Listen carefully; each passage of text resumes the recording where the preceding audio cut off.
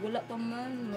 Imbis kasadya, labi ang kasakit ug kaguol ang misugat sa bag-ong tuig ni Giselle De Hacto. Ang inahan sa 10 anyos nga bata nga nakalas human nabuthan sa ginadili nga pabuto ang Goodbye Philippines. Namatay kadlawon sa Enero 1 ning tuig 2025 si Jeremy Kagang. Emosyonal si Giselle nga nag-atiman sa haya siyang anak sulod sa ilang panimalay sa Barangay Kandulawan, Dakbayan sa Talisay. Bibutyag si Giselle nga nagkuyog pa sila ni Jeremy atol sa pagtagbo sa bag-ong tuig ug nangaon pa sa giandam nga medianoche sa ilang silingan. Dayong uli sa balay, gipakatulog na unta niya ang iyang anak. Apan nakugang na lang si Giselle sa dihang nahibaw-an nga migawas day balik ang iyang anak ug gaduwa og pabuto.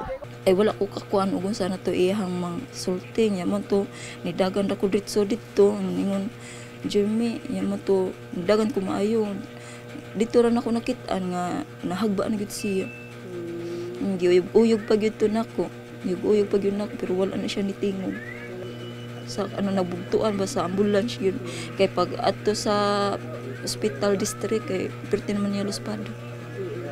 Pagkatanan niyo sa hospital di na gyud ito matabang siya. Wala na gid siya. Nasayran nga gipunit ug giduslitan nila ni Jeremy ug sa iyang mga higala ang ilang napunitan nga Goodbye Philippines nga gibiyaan sa usa ka lalaki. Kini gikonpirmar sa punong barangay sa Kandulawan, Josefina Consial. Din ka nang nagpagtulo man kuno na kabuok ang iyang gida unya ang duha ni buto. Ang isa nga kinadak-an wa ni buto.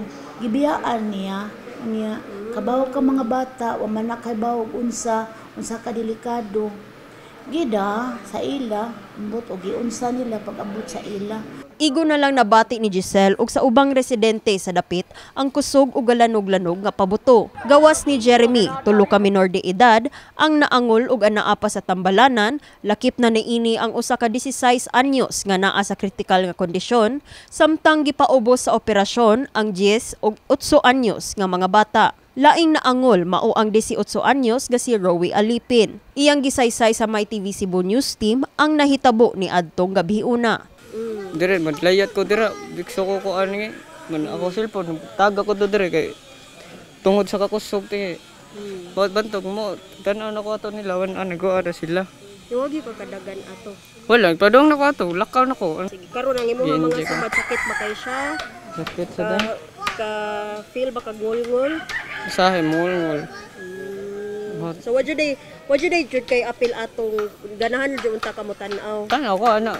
Sa pagkutlo ni ining balita, nagkanayon si Consial nga nailhan na nila ang lalaki nga nagbilin sa pabuto o gikatakdang iatubang sa mga ginikanan sa mga biktima. Karon ma'am na ta pinaagi sa mga nakakita dili gina siya taga Kandulawan. Base sa istorya taga Bulacau, Bilabir na siya tawhana. Bulacau, Bilabir na diha niya gipabuto kay siguro sa ilaha siguro ma'am dili siya kapabuto kay subdivision man. Pero ato nag-istorya ang parents. Niya murag possible gali nga magkita na mi karon kay para ako siyang dadon dito sa station.